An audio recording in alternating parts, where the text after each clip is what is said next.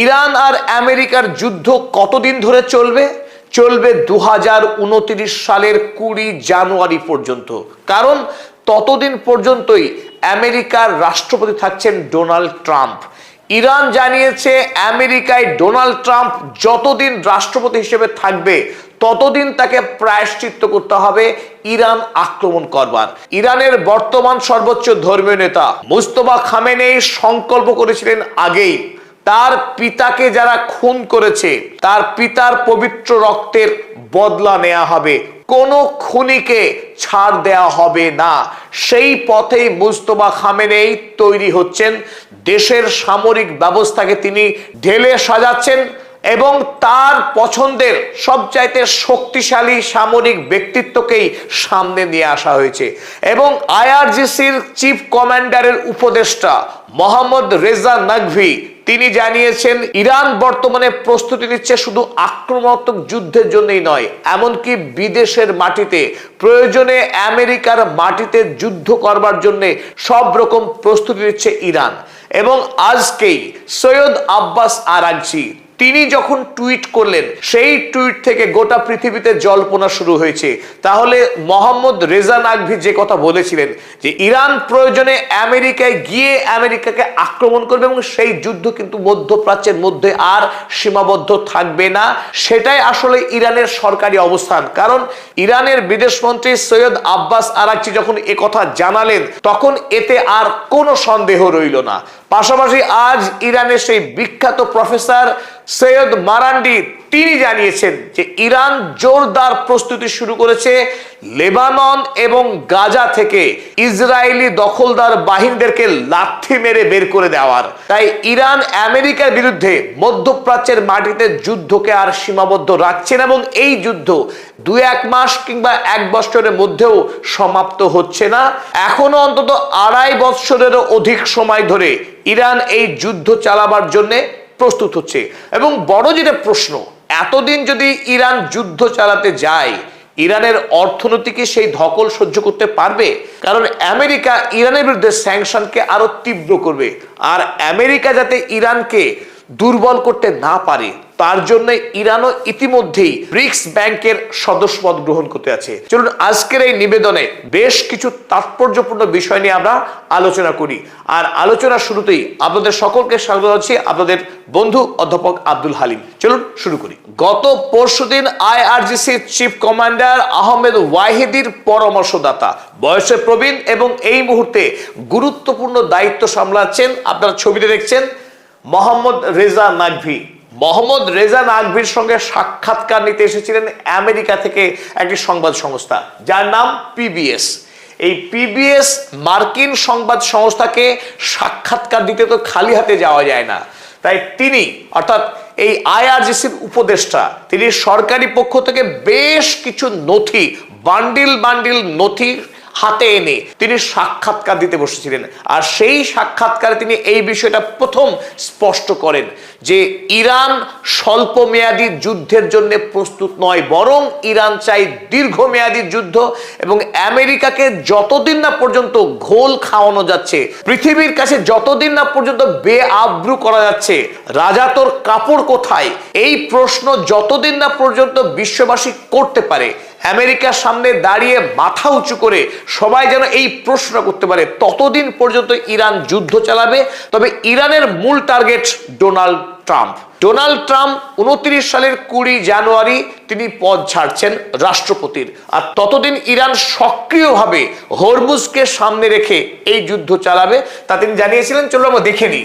IRGC general Naqvi warns conflict could last until Trump exits in 2029। আইআরজিসির উপদেষ্টা নাকভি আমেরিকাকে সতর্ক করেছে। তিনি জানিয়েছেন যে আমেরিকার সঙ্গে ইরানের এই যুদ্ধ কুড লাস্ট চলতে পারে আনটিল ট্রাম্প এক্সিটস, যতদিন না পর্যন্ত ডোনাল্ড ট্রাম্প ক্ষমতা থেকে অবসর গ্রহণ করছেন ইন 2029 সাল পর্যন্ত। তিনি জানিয়েছেন যে Iran could prolong it's ongoing conflict with the US until president Donald Trump finishes his term on January 20, 2029। একেবারে শুধুমাত্র সাল নয়, দিনক্ষণ স্থির করে দিয়েছে ইরান। 29 সালের 20 জানুয়ারি পর্যন্ত আমেরিকার সঙ্গে ইরানের এই লড়াই চলতে থাকবে। কারণ ইরান বিশ্বাস করে না যে ডোনাল্ড ট্রাম্প কখনো সঠিক পথে আসতে পারেন। হরমুজ যখন পুরো দস্তুর ইরানের হাতে, তখন এই নির্লজ্জ, মিথ্যাবাদী, কপট, ভণ্ড ডোনাল্ড ট্রাম্প গতকাল দাবি করলেন যে হরমুজ প্রণালী সম্পূর্ণরূপে আমেরিকার নিয়ন্ত্রণে রয়েছে। আমেরিকার নিয়ন্ত্রণে যদি হরমুজ প্রণালী থাকবে, তাহলে ডোনাল্ড ট্রাম্প তিনি এভাবে চুপসে থাকবেন? গোটা পৃথিবীতে যুদ্ধ জয়ের বিজয় শুরু করবেন। যখন হরমুজ প্রণালীর উপর দিয়ে আমেরিকা সামান্য একটা ড্রোন উড়ে যেতে পারছে না, তখন এই অপয়া রাষ্ট্রপতি বলছেন যে হরমুজ প্রণালী কি আমেরিকার হয়ে গেছে। আর ডোনাল্ড ট্রাম্পের এই বেসাতির জবাব দিলেন আজ সৈয়দ আব্বাস আরাগচি। আইআরজিসির মুখপাত্র বলেছিলেন সেটা সত্য, কিন্তু আইআরজিসির উপদেষ্টা দেওয়ার সাক্ষাৎকারকে পৃথিবী যদিও খবর করেছিল, কভার করেছিল, কিন্তু কোথাও যেন বিশ্বাসযোগ্যতার একটু কমতি ছিল। আজ সেই কাজ পূর্ণ করলেন ইরানের বিদেশমন্ত্রী সৈয়দ আব্বাস আরাগচি। তিনি অত্যন্ত গুরুত্বপূর্ণ একটা টুইট করেছেন কিছুক্ষণ আগে, অর্থাৎ ভারতীয় সময় 1:26 তিনি লিখলেন, the US has long miscalculated due to intelligence failures. America যে হিসেবে ভুল করছে এটা প্রথম না, দীর্ঘদিন ধরেই আমেরিকা তার গোয়েন্দা সংস্থার ব্যর্থতার কারণে ইরান সম্পর্কে তারা সম্পূর্ণ ভুল অঙ্ক কষেছিল। তারা যেটা ভেবেছিল, সৈয়দ আব্বাস আরাগচি স্পষ্ট ইঙ্গিত করেছেন আমেরিকার সেই প্রবণতাকে, যে আমেরিকা ভেবেছিল ভেনেজুয়েলার মতো ইরানকে আক্রমণ করে দখল করে নেবে, প্রথম দিনই রেজিম ফেলে দেবে, ইরানের ইসলামিক রিপাবলিক সরকারকে ফেলে দেবে। আর তাতেই সেই সময় আপনারা দেখেছেন রেজা পেহলভি সেই নাচ গান, রেজা পেহলভি ধরেই নিয়েছিলেন যে তিনি ইরানের বাদশাহ হবেন। আমেরিকার সিআইএ এবং ইসরায়েলি মোসাদ পুরোপুরি ভুল তথ্য দিয়েছে ডোনাল্ড ট্রাম্পকে, সে কথাই ইঙ্গিত করলেন সৈয়দ আব্বাস আরাগচি। তিনি বললেন যে কেস ইন পয়েন্ট, আসল বিষয় এই, the war on Iran now and even bigger miscalculation on the strait of Hormuz. বর্তমানে আমেরিকা যেটা করতে চাইছে হরমুজ প্রণালীকে নিয়ে, তারা আরো বড় ভুল অঙ্ক কষেছে। ভেবেছিল আমেরিকা যে হরমুজ প্রণালীকে তারা দখল করে নেবে এক লহমায়, আর এই লক্ষ্য নিয়েই দ্বিতীয়বারের যে যুদ্ধ আমরা দেখলাম, টানা 13 রাত্রি হরমুজ প্রণালী কেন্দ্রিক এই পারস্য উপসাগরের তীর বরাবর ইরানের যতগুলো র্যাডার সিস্টেম রয়েছে, যতগুলো তাদের কমান্ড সেন্টার রয়েছে, সে বন্দর আব্বাসি হোক, শিরিক, কেশম আইল্যান্ড, খার্গ আইল্যান্ড, বুশের এলাকা, এই এলাকাগুলোতে লাগাতার 13 রাত্রি ধরে বোমাবাজি করেছিল আমেরিকা। একটাই লক্ষ্য ছিল যে হরমুজ প্রণালীকে সম্পূর্ণরূপে নিয়ন্ত্রণে নেবে আমেরিকা, কিন্তু সেটা আদৌ সম্ভব হয়নি, কারণ আইআরজিসির সৈন্যবাহিনী, আইআরজিসির নেভি পুরো নিয়ন্ত্রণে রেখেছে হরমুজ প্রণালীকে। ফলে পৃথিবীর কোনো জাহাজ ইরানের অনুমতি ছাড়া কোনোভাবেই পার করতে পারেনি এই হরমুজ প্রণালীকে। সুতরাং আব্বাস আরাগচি বলছে এই যুদ্ধ দীর্ঘতর হবে একটা কারণ হরমুজ প্রণালীকে নিয়ে আমেরিকা এখনো পর্যন্ত ভুল অঙ্ক কষে যাচ্ছে। Worse than fake news is fake intelligence. Seyed Abbas Araghchi ভীষণ মজা করেছে যে আমেরিকায় যেমন ফেক নিউজ ছড়ানো হয়, আমেরিকার প্রধান সারি যে মিডিয়া হাউসগুলো তারা সরকারের যে প্রোপাগান্ডা সেটাকে ছড়ানোর কাজ করে, ইরানের বিরুদ্ধে, মুসলিম বিশ্বের বিরুদ্ধে প্ল্যান করে, পরিকল্পনা করে তারা মিথ্যা ছড়ায়, ইসলামোফোবিয়া ছড়ায়, ঘৃণা ছড়ায় ইসলাম ধর্মের বিরুদ্ধে। সেটা যেমন ভয়ঙ্কর, তার থেকেও ভয়ঙ্কর হচ্ছে আমেরিকার গোয়েন্দা দপ্তরের ভুল সংবাদ, ভুল তথ্য। আমেরিকা সরকার ডুববে তার গোয়েন্দাদের ভুল তথ্যের কারণেই। Be careful. সরাসরি আব্বাস আরাগচি স্মরণ করিয়েছে যে আমেরিকাকে সতর্ক থাকতে হবে এই ভুল তথ্য থেকে। তাই যতই সিআইএ বা মোসাদ বলুক ইরানের রেজিম চেঞ্জ সম্ভব, হরমুজ প্রণালী দখল করা সম্ভব, এগুলো সব ভুল সংবাদ। তাই পরিশেষে তিনি বললেন, আল্লাহ ইজ গ্রেট, আল্লাহ মহান, greater than any power on earth. পৃথিবীর যে কোনো শক্তির তুলনায় আল্লাহ পাক অনেক বেশি শক্তিশালী, তার শক্তির সঙ্গে পৃথিবীর কোনো শক্তিকেই তুলনা করা যায় না। ইন আল্লাহ উই ট্রাস্ট, স্পষ্ট করে জানিয়েছেন সৈয়দ আব্বাস আরাগচি। ইরান কেবলমাত্র মহান সৃষ্টিকর্তা আল্লাহ পাকের উপরেই বিশ্বাস রাখে, ভরসা করে। তাই আমেরিকাকে ভয় পাওয়ার কোনো কারণ নেই, ভয় করছেও না। আর এই প্রেক্ষিতেই চাঞ্চল্যকর সংবাদ এই, ইংল্যান্ডের আইবিটি সংবাদ সংস্থা, ইংল্যান্ড থেকে জানা হচ্ছে revolutionary guard adviser warns Iran is preparing military operations on US soil। এটাই সব থেকে ভয়ঙ্কর চাঞ্চল্য সংবাদ এই ডোনাল্ড ট্রাম্প, ওয়ার কেজি নার্সিসিস্ট ডোনাল্ড ট্রাম্পের জন্য, যে ইরানের আইআরজিসি সেনা আমেরিকায় গিয়ে, আমেরিকার মাটিতে গিয়ে যুদ্ধ করবার জন্য জোরদার প্রস্তুতি চালাচ্ছে। কদিন আগে আপনারা শুনেছেন বিভিন্ন সংবাদ সংস্থা, বিশেষ করে পশ্চিমী দুনিয়ার সংবাদ সংস্থা এবং মধ্য এশিয়ার কিছু ওই দালাল সংবাদ, তারা একটি গুঞ্জন বারবার করছিল যে আমেরিকার ডেল্টা ফোর্স খুব শীঘ্রই নেমে পড়ছে ইরানের ওপর, ইরানে খুব শীঘ্রই স্থলপথে অভিযান চালাবে আমেরিকা, তার জন্য 50,000 সেনা মোতায়েন শুরু হয়েছে। আরব আমিরাত, কুয়েত, বাহরাইন এই সমস্ত দেশগুলিতে মার্কিন সেনারা প্রস্তুত, যে কোনো সময় ইরানের স্থলভূমিতে ঢুকে পড়বে মার্কিন সেনারা। আর এবার আইআরজিসি তার জবাব দিচ্ছে, ইরানে আসতে হবে না মার্কিন সেনাকে, আসলে কফিনে ফিরতে হবে নিশ্চিত। বরং ইরানের সৈন্যবাহিনী এবার যে কাজ পৃথিবীর কোনো দেশ কোনোদিন করতে পারেনি, আমেরিকার মূল ভূখণ্ডে গিয়ে যুদ্ধ করতে পারেনি, সেই কাজ কিন্তু করে দেখাবে IRGC Iran. As Hormuz peace talks crash, কারণ হরমুজ নিয়ে আমেরিকার সঙ্গে ইরানের চুক্তি স্বাক্ষরিত হওয়ার সম্ভাবনা বড়ই ক্ষীণ। হরমুজ নিয়ে যুদ্ধ আগামী দিনে চলতে থাকবে, সে কথা যেমন জানিয়েছিলেন মোহাম্মদ রেজা নাকভি, ঠিক একইভাবে সৈয়দ মোহাম্মদ মারান্ডি, ইরানের বিশিষ্ট অধ্যাপক এবং কূটনীতিক, তিনি আজকেই অর্থাৎ 13ই আগস্ট কিছুক্ষণ আগে তিনি একটি টুইট করলেন, সেখানে লিখলেন, Iran will kick the illegitimate Zionist regime out of Lebanon and Gaza. তিনি জানালেন ইসরায়েলের জায়নবাদী অবৈধ দখলদারদেরকে লাঠিয়ে বের করে দেওয়া হবে লেবানন থেকে, বের করে দেওয়া হবে গাজা থেকে। সাম্প্রতিক সময়ে ইসরায়েল গাজা ভূমির উপরে বর্বরতা যেমন বাড়িয়েছে, তেমনি বাড়িয়েছে ওয়েস্ট ব্যাংকের উপরে। এক দুর্বিষহ অবস্থা, লক্ষ লক্ষ মানুষ প্রায় মৃত্যুর সামনে দাঁড়িয়ে আছে। প্রতিদিন সাংবাদিক, সাধারণ নারী, শিশু খুন হচ্ছে গাজা ভূমিতে, খুন হচ্ছে ওয়েস্ট ব্যাংকে।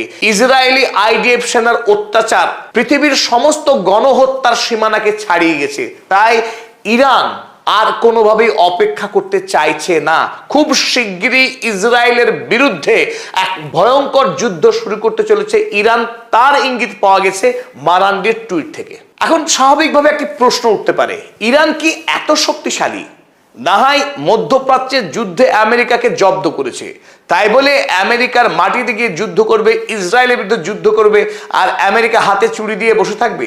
সেও তো পাল্টা আক্রমণ করবে, সেও তো ইরানকে অর্থনৈতিকভাবে পঙ্গু করে ছেড়ে দেবে। কারণ ওমান উপসাগরে ইতিমধ্যে আমরা জানি আমেরিকার বিশাল নৌবাহিনী, তারা ইরানকে অবরুদ্ধ করে রেখে দিয়েছে, যাতে করে ইরান বিশ্বের বাজারে তেল, গ্যাস বিক্রি করতে না পারে, এমনকি বিদেশের কোনো জাহাজ অস্ত্র ভর্তি করে ইরানে পৌঁছতেও না পারে, এমনকি তার প্রক্সিগুলির সঙ্গে কোনো সম্পর্ক না রাখতে পারে, তার সমস্ত চেষ্টা চালিয়ে যাচ্ছে আমেরিকা।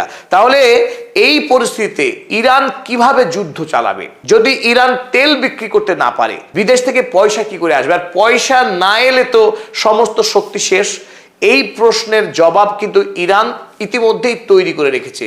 2024 সালে ইরান ব্রিক্সে যোগদান করেছিল। আপনারা অনেকেই জানেন যে ব্রাজিল, রাশিয়া, চীন, ভারত, সাউথ আফ্রিকা এই 5টি দেশ প্রথম ব্রিক্স বলে একটা সংস্থা তৈরি করেছিল, যাতে করে পশ্চিমী দুনিয়ার হেজিমনিকে, তাদের শক্তিকে বাইপাস করার একটা প্রচেষ্টা নিয়ে।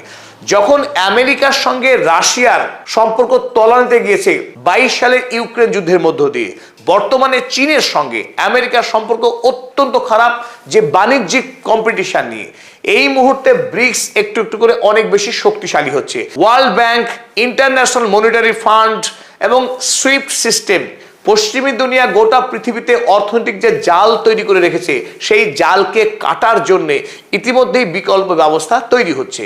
ব্রিক্স ব্যাংক তার মধ্যে অন্যতম, যার আসল নাম নিউ ডেভেলপমেন্ট ব্যাংক।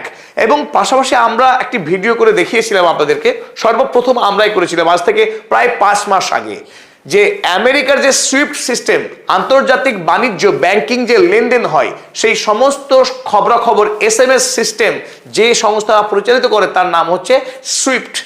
আমেরিকা পরিচালিত এই সুইফট সিস্টেমকে ধ্বংস করবার লক্ষ্য নিয়েই প্যারালাল চীন সিপস বলে একটা সিস্টেম খাড়া করেছে।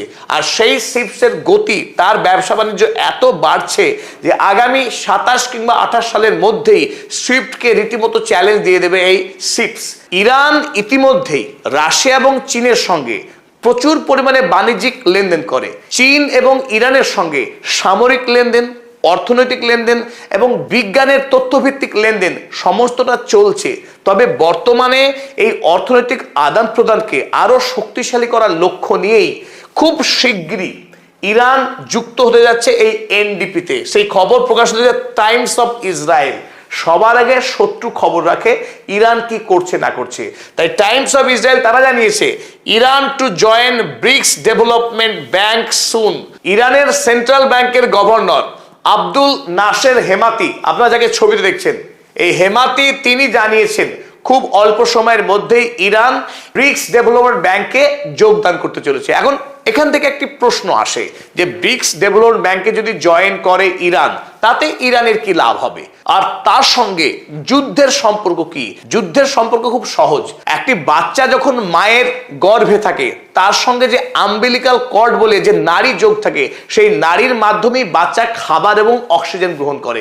অনুরূপভাবে এই ব্রিক্স ব্যাংক ইরানের জন্য সেই আম্বিলিকাল কর্ড হতে পারে, যার মাধ্যমে আন্তর্জাতিক বাণিজ্য করা, ডলারকে বাইপাস করে অন্য মুদ্রায় তেল বিক্রি করা এবং অন্য মুদ্রার সাহায্যে বিদেশ থেকে পণ্য কিনে আনা, যাতে করে যুদ্ধের সময়ে ইরান আরো বেশি অর্থনৈতিকভাবে শক্তিশালী হতে পারে। সেই ব্যবস্থা হতে যাচ্ছে ব্রিক্স ব্যাংকের মাধ্যমে। প্রথম যে লাভ হবে ইরানের, ব্রিক্সের সঙ্গে যুক্ত হওয়া মানে আমেরিকা এবং ইউরোপ বাদ দিলে বাকি যে পৃথিবী রয়েছে, সেই পৃথিবীর যে অর্থনৈতিক বর্তমান যে সিস্টেম, সেই সিস্টেমের মূল ধারার সঙ্গে ইরান সংযুক্ত হয়ে যাবে। ফলে বৈদেশিক বাণিজ্য ইরানের জন্য একরকম অবাধ হয়ে যাবে।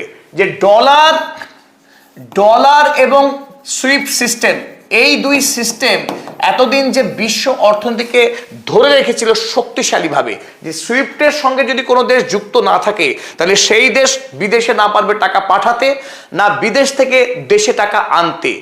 এই ব্যবস্থা থাকার কারণে আমেরিকা এতদিন মনোপলি করেছে।